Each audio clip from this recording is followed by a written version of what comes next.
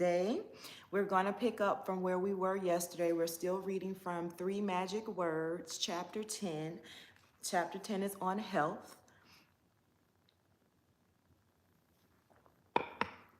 Y'all like my bank powder cup? It's color changing. I love it. I love it. I use it every day. Anyway, all right, so I'm going to start off with the verse we ended with yesterday.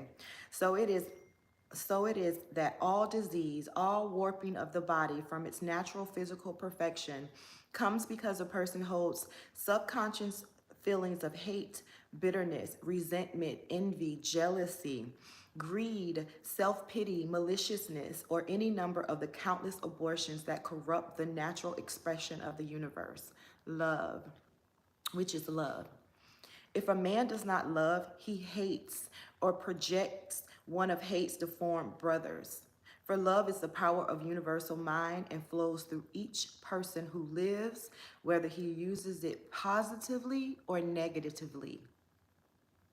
If he uses it negatively, as in hate, it is a corrupting power aimed at evil, and it weakens and decays and withers the body. Instead of the power for life, it becomes the power for death. Once again, we see that the commands of the universe are love or suffer, love or die. Love is the power that heals. Love banishes confusion, roots out the prompters. When they say prompters, they're talking about beliefs, deep hidden beliefs that are in your subconscious that are responsible for your habitual behavior. That is what they mean when they say prompters in this book. Love banishes confusion, roots out the prompters, brings peace of mind, bars the door to negative thinking, reveals the indwelling perfection of the human soul, not the love of man for woman or one person for another, but the love of man for God and the love of God for man, which is complete in man when he knows his love for God. Body is rooted in spirit. Psychiatry is now only a skip and a jump away from being able to put its finger on the various negative emotions that bring on specific diseases.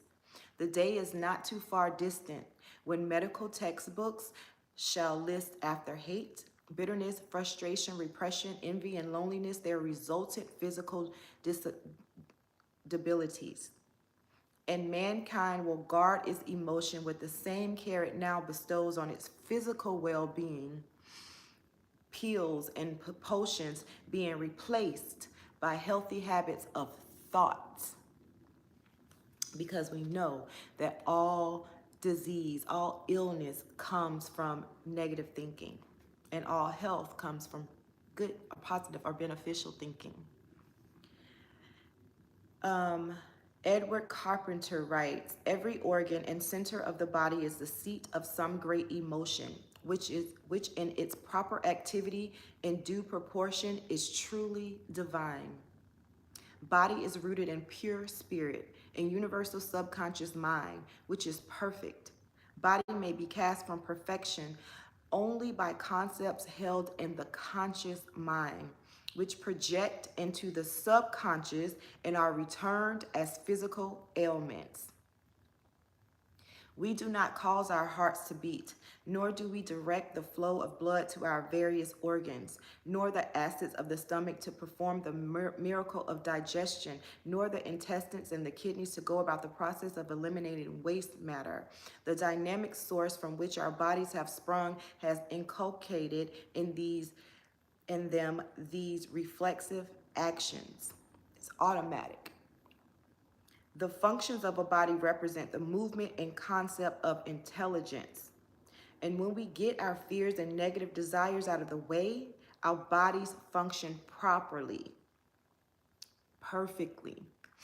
But every concept we hold of lack, limitation, acquisitiveness, repression, and despair performs its restricting influence on our body so that the blood does not circulate freely, the digestion does not assimilate properly, elimination is poor, congestion develops, strange growths appear and represent the distortion of our thinking. Thus, our self-awareness with its attendant doubts and fears and frustrations limit the condition of our health and our lives. We must let go our little egos. Take unto yourselves the God consciousness, which is our true being. Then body becomes perfect, for we have become one with that which is itself perfect. Body is only a manifestation of God's knowledge of himself. It is an idea held in universal subconscious mind, an evolving idea which constantly changes. All about us, we see the cycle of life's expression: seed, bud, bloom, decay, the giving way to new life. Form must change as knowledge and ideation advances. Thus, body is that which changes, that which manifests idea, form within the formless, a complete and perfection expression of an idea held in a universal subconscious mind, destined to express the idea and give way to a more perfect idea. Birth and death, infancy, youth, middle age, old age, all are absolute essentials in the progress of evolution by which God seeks to know himself. And death will not be stayed until the journey is complete. You cannot not go through it. You can't get around it. You have to go through this journey. For to stop death would be to stop the progress of evolution. Your soul desires to evolve. That is what we are here for our soul to evolve in these lessons. And these lessons we learn in every incarnation helps our soul to evolve. That's our goal. That's our purpose. There's no getting away from that. And it's not just us that we're evolving. We're helping the human race, this planet, everyone on this planet to evolve. That is our purpose. And it will not be stayed by death or anything else. Spirit is perfect. Jesus was the first great healer because he saw that body and mind were one, and he knew that body was only a visible result of an invisible cause. So highly developed was his consciousness that he perceived the spiritual perfection in which every living thing is rooted, and he realized that disease could be healed by revealing to an inflicted person the perfection from which he had come. When he met with leper, lame, halt, or blind, he knew at once that some buried pain remembrance within the mind of the unfortunate man had manifested itself in the man's physical condition. Jesus knew that he and the afflicted man were using the same mind, the universal subconscious mind, the Father. So close was his unity with this mind that he was able to effect instantaneous healing by removing his patient's negative prompters. Thus, dost thou believe? That's what Jesus asked that man. Dost thou believe? And he asked, thus removing the concept of limitation from his patient's conscious mind. So when Jesus asked the person, dost thou believe? What he was doing in that asking was to removing that concept of limited belief from that patient's conscious mind. He was making him say, you know what? I do believe you. I do believe you. And because he was convicted that, you know what? I do believe you, that went in and told his subconscious mind, I am healed. And from there, because he believed it, he was healed. So I'm going to start over.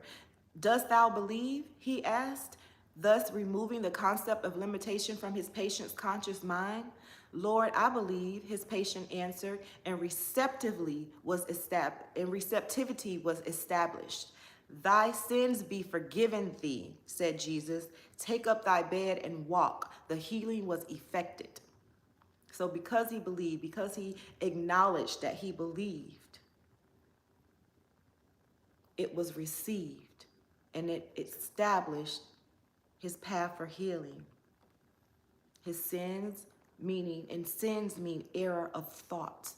That is what sins are. Our errors in the way we think, the way that we think negatively versus positively or beneficial. When we think in the past, or we think and we put our focus on things that don't benefit us or that did not benefit us, we're focusing on the experience versus the lessons that were learned, that is sin. And that is an error in thinking. And that is what was forgiven this person. That was what was established. He then believed, and then he was able to receive the healing that was always there for him. When Jesus banished sins, he was not erasing from a ledger held in some ethereal realm by a God who kept records for a judgment day when he would reward the do-gooder and punish the evildoer. The sins that Jesus spoke of were the buried prompters of the subconscious mind that were manifesting themselves as bodily ailments.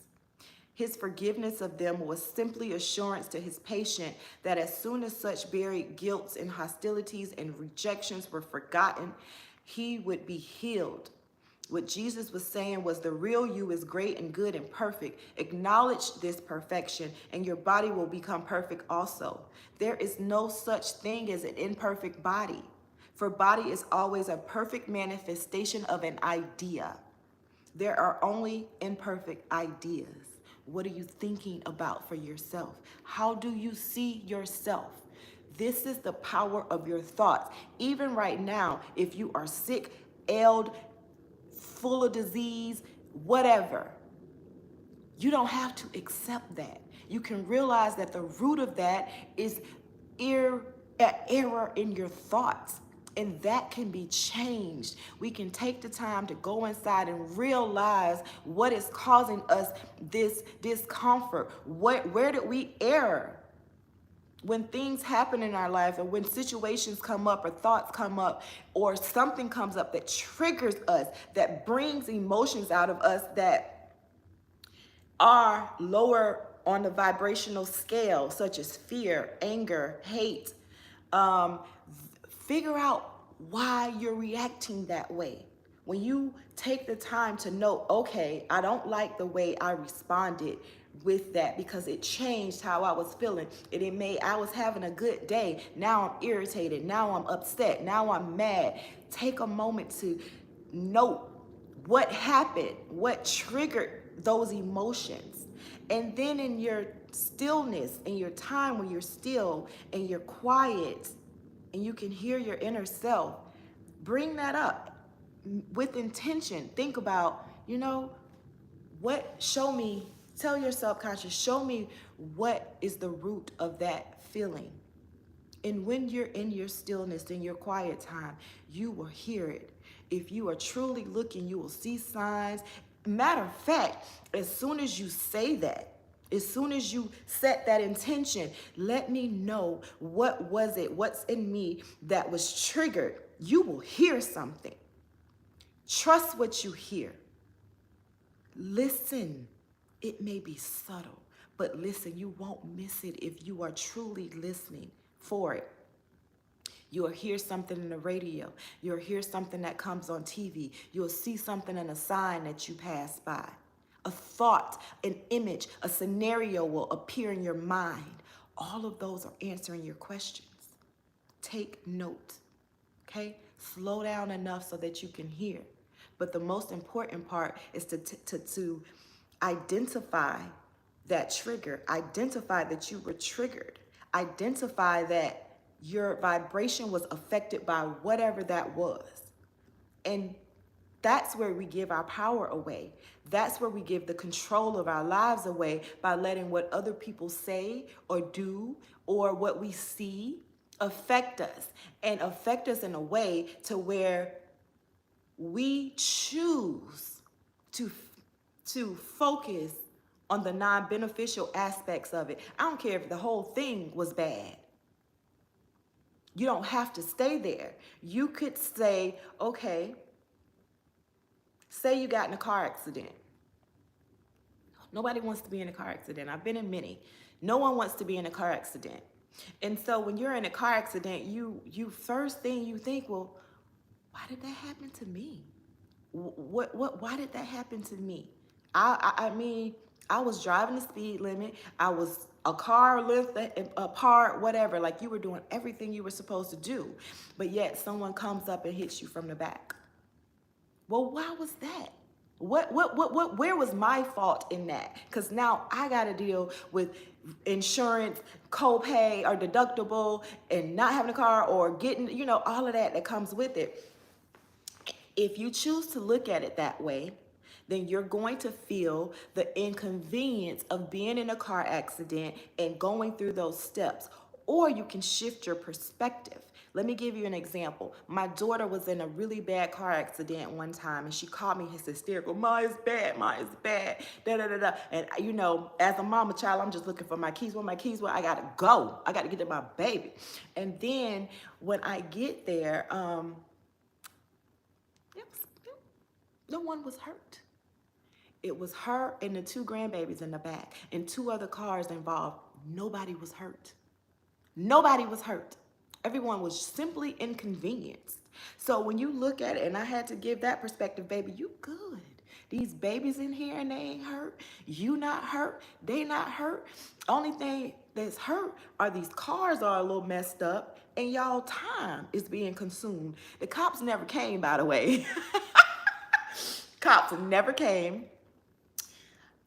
My daughter's car was hurt the most. So we ended up exchanging insurance information with these other people, calling the cops back and saying, you know, look, you guys never came. So we just calling our insurance company and said they never came. We filed the claim there. But all of that to say, she actually manifested that in her life. She had wanted another car.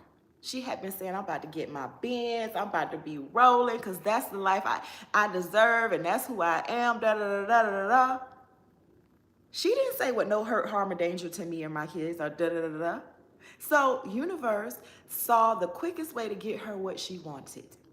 She wasn't hurt, she was afraid though. She was really, really scared. She was really, really inconvenienced. But within the next week, she was rolling in her Benz. She got what she wanted. So it's all about perspective. Figure out a way to shift your perspective on whatever is happening in your life that is not beneficial, that you don't understand, that you don't want to deal with, but there's always a good in it for you. Always. Always. It's always about how we see things. So that's today's mental investment. I am Sabria Morris. As always, check me out.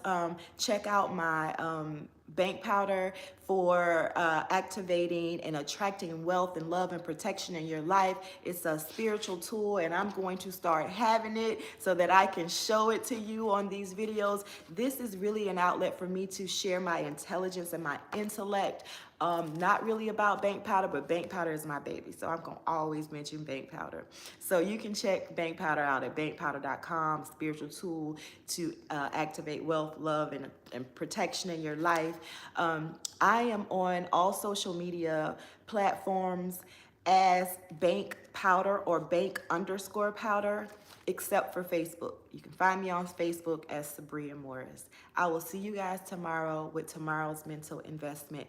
And as always, please let me know your comments in the what your take is on what we read today about health, and maybe even a book that you'd like me to read on the mental investment. I'd love to do that. As I said, I have a gang of books that I got to get through, and maybe one of the ones that you want are on my list and I can move it up in its priority. Okay, I will talk to you guys later. Have a great day.